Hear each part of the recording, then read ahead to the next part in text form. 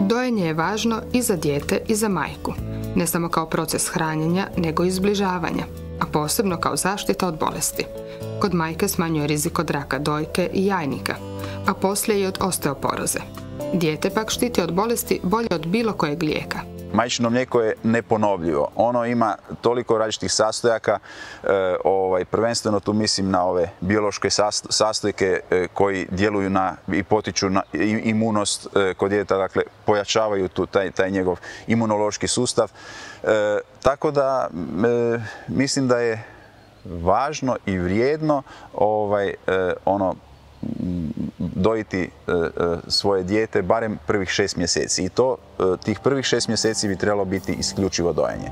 Dok je Alex još bio u trbuhu, Hana je odlučila da će učiniti sve što je u njezinoj moći da ga, bez obzira na moguće teškoće, doji barem tih najvažnijih 6 mjeseci. Dalje od toga nije se usudila planirati, čak ni nakon porođaja. Nisam ništa znala o tome, donijeli su mi Aleksa i rekli su mi podojite. I u tome su možda bile izgovorene neke 3 rečenice.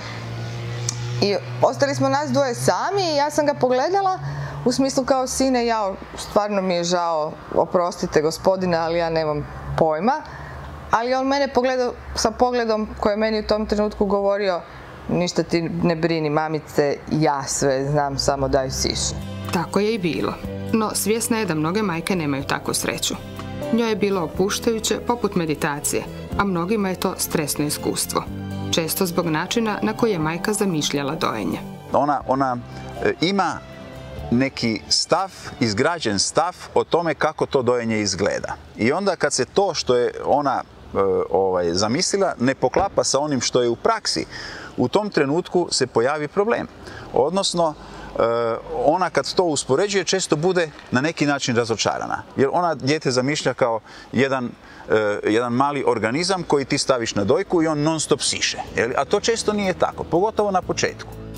Alex je osim na maminim grudima u početku vrijeme provodio uglavnom spavajući. Normalno je da novorođenče spava i do 20 sati na dan, no nije uvijek u dubokom snu. One plići dobro je vrijeme za dojenje.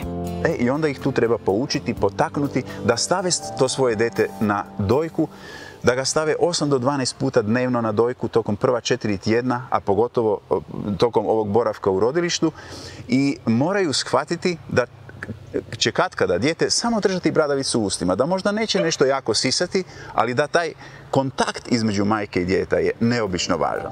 Hana je to osjetila već kod prvog dojenja. Bez puno pripreme i predznanja oslonila se na majčinski instinkt i osluškivala Aleksove potrebe. No ni ona ni suprug Janko nisu ni sanjali da će one trajati i danas. I njemu bi nekad bilo nemoguće da mu je neko rekao da ću jednog dana ja dojiti 2 godine i 4 mjeseca, to bi mu se činila kao nekakva, ne znam, to bi mu se činilo suludo, da, kao što bi se i meni činilo, ali to je pitanje predrasude.